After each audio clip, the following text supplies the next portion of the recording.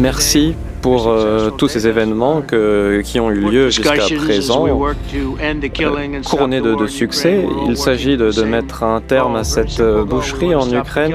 C'est ça notre objectif, mettre un terme à toute cette mort qui rôde.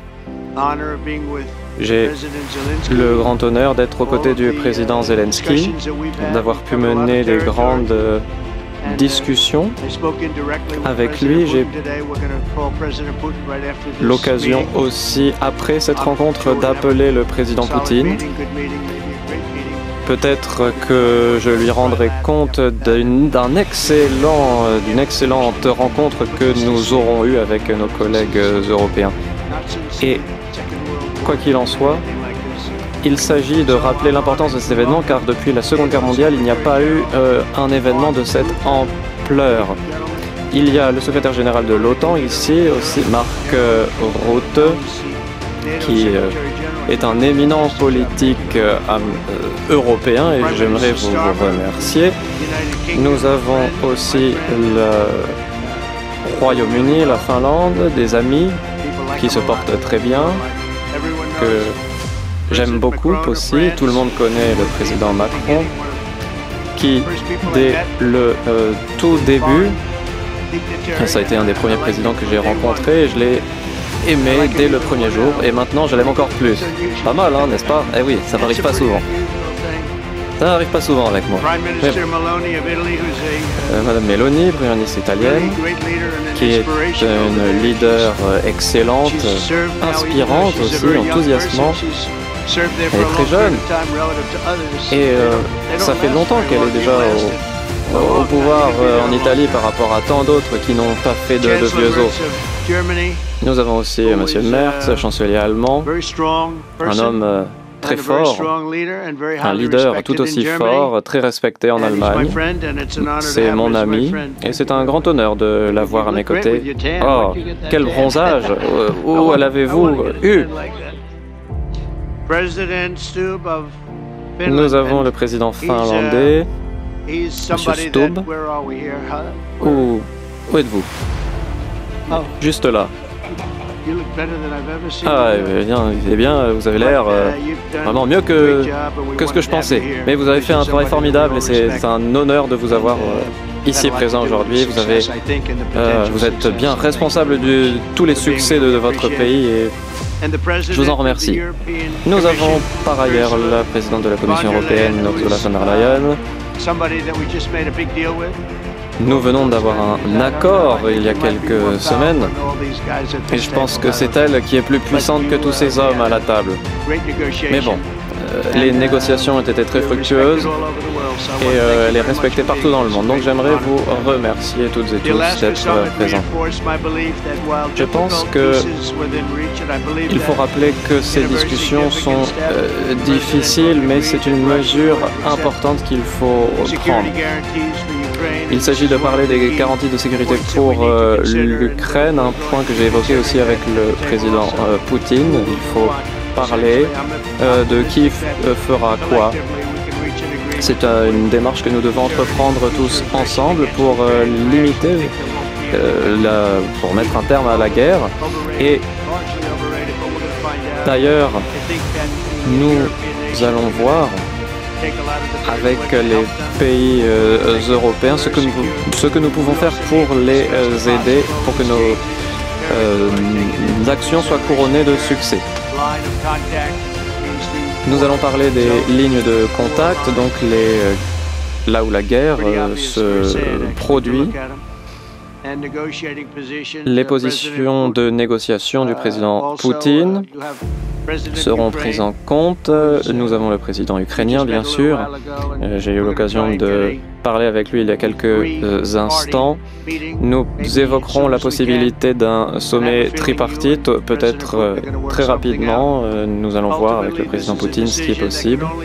En fin de compte, cette décision ne pourra être prise que par le président Zelensky et le peuple ukrainien qui travaille d'arrache-pied et cette décision devra aussi être prise avec le président Poutine.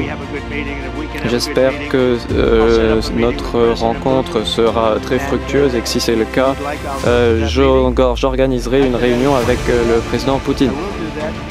Je veux sauver des vies, empêcher des morts. Je le répète, parfois il y a 5 000, 6 000, 7 000 Ukrainiens et Russes qui meurent chaque semaine. Notre objectif, c'est celui d'une paix durable. Peut-être que cela sera atteint aujourd'hui, ce n'est pas le cas encore. Peut-être que le président Zelensky et le président Poutine pourront en parler davantage, chacun de leur côté. Vous savez, il n'y a pas de cessez-le-feu, mais nous avons réussi à mettre un terme à d'autres guerres auparavant. J'aime considérer le cessez-le-feu comme un moment où on arrête les gens de mourir, mais ce qui est important, c'est qu'il faut penser à la mise en œuvre concrète de cela à l'avenir. Bien sûr, c'est plus facile à dire qu'à faire, mais je pensais que le conflit entre l'Ukraine et la Russie serait extrêmement facile à résoudre, mais en fait, il s'est avéré bien plus complexe. Il me tarde de travailler de concert avec mes homologues. Nous allons parler en détail de nombreux sujets.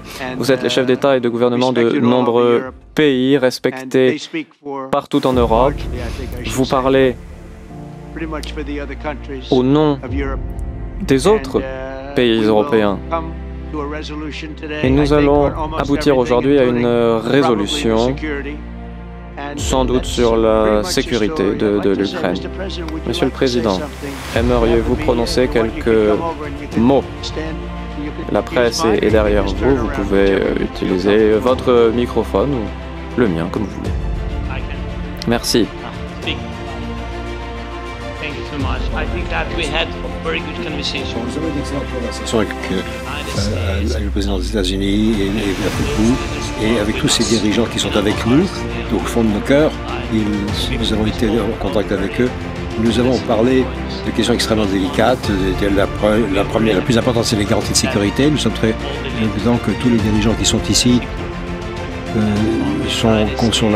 savent que la sécurité en Ukraine dépend des États-Unis et de vous, et de ceux d'entre vous qui êtes avec nous, au fond de nos cœurs. Ils sont avec nous depuis longtemps, et il y a beaucoup d'autres pays qui sont à côté de l'Ukraine. Et nous voulons tous arrêter cette guerre. Nous voulons tous arrêter la Russie, nous voulons tous arrêter cette guerre. On en a parlé, et on en parlera encore. On parlera des garanties de sécurité, c'est très important que les États-Unis aient besoin d'un signal très fort en matière de garantie de sécurité. Deuxième point, ou peut-être le premier d'ailleurs, c'est la question humanitaire. Il est très important d'avoir des échanges de tous les prisonniers, et j'étais très reconnaissant d'ailleurs à vous, Monsieur le Président, pour les efforts que vous avez faits à cet égard, notamment concernant les enfants qui ont été enlevés, et j'espère que cela pourra avoir une valeur historique de faire revenir ces enfants. C'est quelque chose qui est tellement important. Je sais que nous allons parler avec le président Trump, et j'espère que nous allons prendre une décision. Et ensuite, ce qui est très important, c'est que toutes ces questions délicates, difficiles, territoire, etc., nous en parlerons au niveau des dirigeants lors d'une réunion trilatérale. Le président Trump va essayer d'organiser une telle réunion. Et il a dit qu'il viendrait peut-être ou non. Bon, l'Ukraine serait très heureuse que vous veniez. Si vous le souhaitez, je viendrai. Merci beaucoup. Et je pense que c'est très important, oui. Bon, les garanties de sécurité, faire ramener les enfants, et tous les gens, non seulement pas uniquement les soldats d'ailleurs, mais bien sûr les soldats, mais aussi, ça fait beaucoup de monde qui sont dans les prisons. Donc nous avons besoin d'eux, il faut qu'ils reviennent. Et des garanties qui travailleront pour des années, nous en avons parlé. Et j'ai montré, Monsieur le Président, je vais montrer beaucoup de détails sur ce qui se passe sur la carte, sur le terrain de bataille. Merci. Et merci pour la carte d'ailleurs. Ce sont des excellentes cartes. Je me demande comment je vais la ramener. Non, vous en faites pas. Nous avons eu une réunion extrêmement constructive. Et je voudrais vous remercier tous les dirigeants qui sont ici. Vous avez beaucoup aidé. Et voilà, nous sommes heureux. que nous ayons une telle unité ici aujourd'hui. Merci, Monsieur le Président. Merci beaucoup. Oui. Bien. Merci, Monsieur le Président. Je pense que vous allez voir que le Président Poutine voudra faire quelque chose aussi. Lorsque nous avons décidé ça, enfin, quand on le fera, je pense que vous verrez qu'il y aura des mouvements très positifs. Je sais qu'il y a plus de 1000 prisonniers qui vont être libérés. Et peut-être faudra-t-il les libérer très rapidement, peut-être même immédiatement. Je pense que ce serait une très bonne chose. Mais nous allons organiser ça aujourd'hui, après cette réunion. Et donc, voilà, merci. Excellente remarque, ce que vous avez dit. J'apprécie beaucoup. Bon, le temps, Ruth, est-ce que vous pouvez dire quelque chose? Bon, je serai très bref. Je vais vous remercier, Monsieur le Président des États-Unis, comme le fait que vous avez sorti de l'impasse, comme je l'ai déjà dit, avec le président Poutine, en commençant le dialogue. C'est en février, je crois que vous avez eu une première échange un premier coup de téléphone, et qui nous a amené là, nous sommes ensemble aujourd'hui. Et je crois que si on joue ceci convenablement, nous pourrons y arriver. Et nous pourrons mettre fin à cela. Nous devons arrêter les morts, nous devons arrêter les destructions de l'infrastructure ukrainienne. C'est une guerre terrible. Et donc, je suis très excité par tout ce qui se passe. Et soyons certains qu'à partir d'aujourd'hui, nous puissions rapidement mettre fin à ceci. Et je tiens à vous remercier pour votre leadership, pour ce que vous faites évidemment pour votre mais également tous nos collègues européens. C'est formidable. Le fait que vous ayez dit « je suis prêt à participer aux garanties de sécurité », c'est une très grande mesure. C'est très important. Et cela fait toute la différence. Donc, à nouveau, merci. Merci pour ça. Bien, l'OTAN, c'est égal de passer de 2% à 5%. Ça, c'est une quantité considérable d'argent. 2% qui n'étaient pas toujours payés, on va passer à 5% qui seront payés. Donc, ça fait une grosse différence. Et nous apprécions vraiment beaucoup. C'est une très bonne mesure. Ursula, peut-être au nom de la Commission, pourriez-vous nous dire quelques mots? Merci. C'est un plaisir d'être ici. C'est un moment important. Nous sommes ici, nous les Européens, nous sommes ici en tant qu'alliés, en tant qu'amis. Nous avons eu un sommet de l'OTAN formidable avec les deux plus grandes économies du monde. Nous avons eu le meilleur accord commercial jamais conclu. Et nous sommes ici maintenant pour travailler ensemble avec vous pour une paix juste et durable pour l'Ukraine. Arrêter les morts. C'est ça qui est important, c'est mettre un terme au décès. Et nous avons également une série de garanties, type article 5, c'est très important. Mais je voudrais vous remercier également sur le fait que vous avez mentionné les milliers d'enfants ukrainiens qui ont été enlevés. Et en tant que mère et en tant que grand-mère, chaque enfant doit retourner dans sa famille. Devrait être une de nos principales priorités dans ces négociations également. Être certain que les enfants retournent en Ukraine dans leur famille. Merci beaucoup. Eh bien, nous sommes ici pour une autre raison, mais il y a quelques semaines, nous avons fait le plus grand accord commercial de l'histoire, effectivement. C'est très important et je vous remercie, c'est très bien. Merci beaucoup. Merci beaucoup, Ursula. Monsieur le chancelier, Allemagne. Oui, un grand directeur. Eh bien, je vous remercie de nous accueillir ici aujourd'hui. C'était très utile que nous nous soyons rencontrés, que nous avons entendu que vous êtes l'un et l'autre. Vous avez une telle réunion positive à Washington aujourd'hui. Les prochaines étapes seront un peu plus compliquées maintenant. Mais la route est ouverte et c'est vous qui l'avez ouverte vendredi dernier. Mais maintenant, la route est ouverte pour des négociations compliquées. Et pour être tout à fait honnête, nous voudrions tous voir un cessez-le-feu et à partir de la prochaine réunion. Je ne pense pas que la prochaine réunion pourra avoir lieu s'il n'y a pas de cessez-le-feu. Donc travaillons là-dessus, essayons de faire pression sur la Russie, parce que la crédibilité de tous nos efforts que nous réalisons ici aujourd'hui dépend en fait de au moins un cessez-le-feu à partir du début de ces négociations sérieuses que nous aurons à partir de la prochaine étape. Je tiens à souligner cela, c'est très important. Et je voudrais qu'il y ait un cessez-le-feu dès la prochaine réunion, qui devrait être cette réunion trilatérale où qu'elle ait lieu. Eh bien, nous allons appeler le président et nous parlerons avec le président et nous verrons comment ça marche. Et si nous pouvons le faire, je dirais, je le répète à nouveau, dans les 6 guerres que j'ai réglées, je n'ai jamais eu de cessez-le-feu. On s'est directement mis à négocier. Et une de ces guerres c'était au Congo, comme vous le savez, il y avait 30 ans, 31 ans que ça durait. Une autre que nous avons réglée la semaine dernière avec 2 grands pays, il y avait 35 ans que ça durait. Et nous avons sans cessez-le-feu. Donc si on peut faire cessez-le-feu, très bien. Mais si nous n'avons pas de cessez-le-feu, parce qu'un grand nombre d'autres questions, de remarques très importantes ont été faites. Oui, je vous en prie. Merci beaucoup, Donald. Merci beaucoup, Monsieur le Président, de nous avoir accueillis pour cette réunion très importante. Je pense que c'est une journée importante. C'est une phase nouvelle. Après 3 ans et demi pendant lesquels nous n'avons vu aucun signe de la part des Russes qu'ils étaient prêts au dialogue. Donc les choses changent, quelque chose a changé, et c'est grâce à vous. Merci aussi aux soldats sur les champs de bataille, grâce au courage des Ukrainiens et à l'unité que nous avons tous apportée à l'Ukraine. Et la raison pour laquelle j'en parle, c'est que nous devons aussi nous souvenir que si nous voulons atteindre la paix, si nous voulons garantir la justice, nous devons le faire en étant unis. C'est pourquoi c'est une très grande journée, celle-ci. Vous pouvez bien entendu compter sur l'Italie comme depuis le début. Nous sommes à côté de l'Ukraine et nous soutenons pleinement vos efforts de paix. Nous allons parler d'un grand nombre de questions très importantes. La première étant celle des garanties de sécurité, comment faire en sorte que cela ne se reproduise pas. Ça, c'est une condition préalable pour tout type d'accord de paix. Je suis très heureuse que l'on va en parler. Je suis très heureuse que l'on va commencer par des propositions qui sont celles selon le modèle de l'article 5, qui était... c'est une proposition italienne d'ailleurs au départ. Nous sommes donc toujours prêts à reprendre nos propositions de paix, de dialogue, etc. C'est quelque chose que nous devons construire ensemble pour garantir la paix et défendre la sécurité de la nation. Bon, merci, Monsieur le Président. Merci de nous avoir accueillis. Merci beaucoup, Emmanuel. Merci, Monsieur le Président, d'organiser cette rencontre. Merci de votre engagement.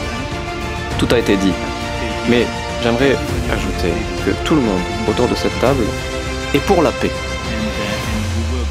Et que nous travaillons d'arrache-pied, et que nous avons travaillé d'arrache-pied ces dernières années pour atteindre une paix robuste et durable. Voilà pourquoi l'idée d'un sommet trilatéral est cardinale, car c'est la seule façon de s'y atteler, de régler ce problème. Peut-être même faudrait-il un sommet quadrilatéral, car quand on parle de garantie de sécurité, nous parlons de la sécurité du continent européen aussi. Et pas juste de l'Ukraine.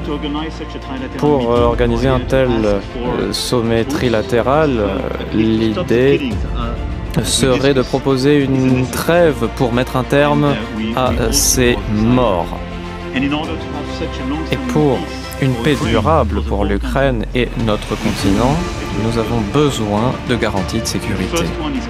La première chose, la première condition, c'est une armée ukrainienne crédible pour les années à suivre. Nous y sommes tous engagés au sein de la coalition des volontaires avec le soutien de l'OTAN. Construire des garanties de sécurité, des engagements sûrs.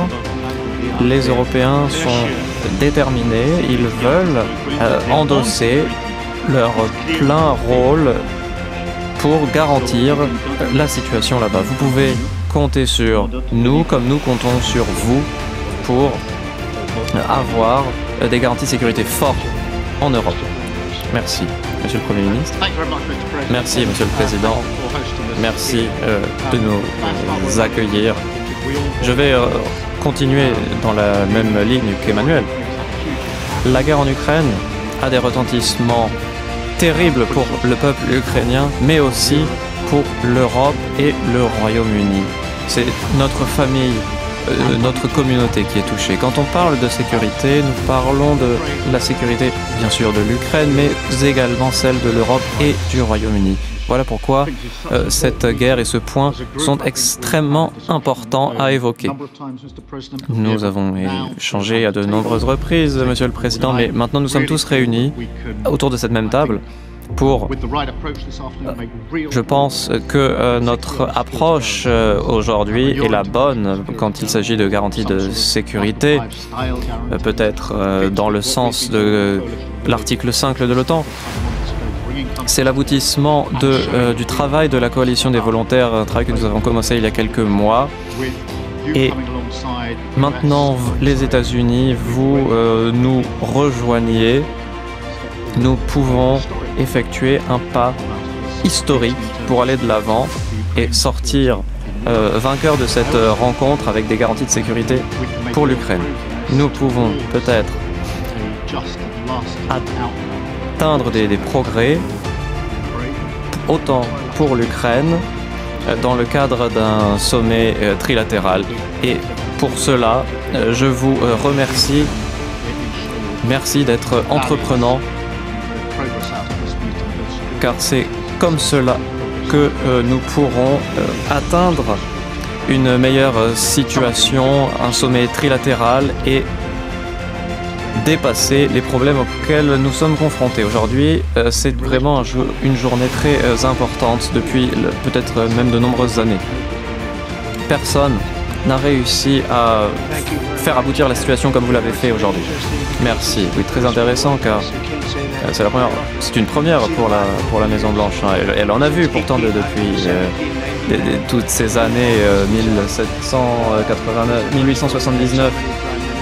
Il y a eu tant de premiers ministres, présidents, et là, d'ailleurs, Monsieur le Président finlandais, vous êtes un jeune homme puissant, c'est à votre tour aussi de dire quelques mots.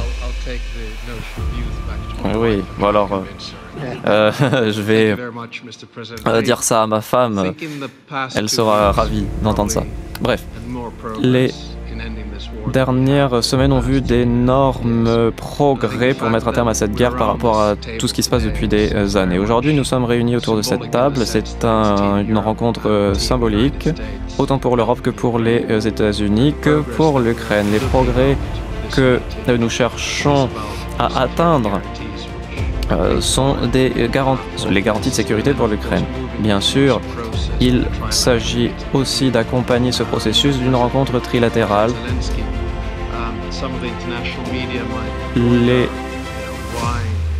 La presse internationale pourrait se demander pourquoi le président finlandais est ici présent. Mais je vais vous dire, notre pays est petit, mais il partage une longue frontière commune avec la Russie, plus de 1000 km de long. Nous avons aussi notre propre expérience de relation avec la Russie. Nous avons eu des guerres l'un contre l'autre. Et si nous sommes ici présents, c'est qu'en 1944, nous avons réussi à trouver une solution.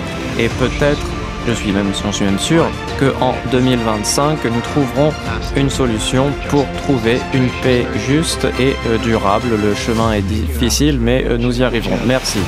Bon travail. Donc, nous allons rester ensemble pour quelques temps et parler de tous les points que nous allons soulever. C'est assez complexe, n'est-ce pas? C'est que M. Poutine, avec qui j'entretiens une très bonne relation, veut trouver des réponses à toutes ces interrogations.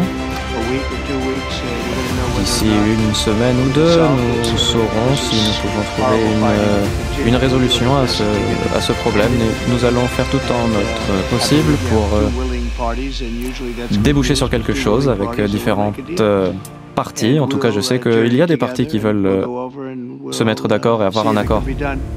Nous allons voir ce que nous pouvons faire. À mon avis, nous pourrons y arriver, mais tout est possible. Bref, l'objectif c'est de sauver des centaines et des milliers de vies par semaine. Nous ferons ce qu'il faut faire. Du moins, nous devons tout donner pour atteindre un accord. Nous avons nos chances. J'aimerais vous remercier toutes et tous, les représentants de la presse. Nous nous retrouverons dans le bureau ovale avec mes homologues et ensuite ils retourneront dans leurs pays respectifs pour rendre des comptes à leurs collègues.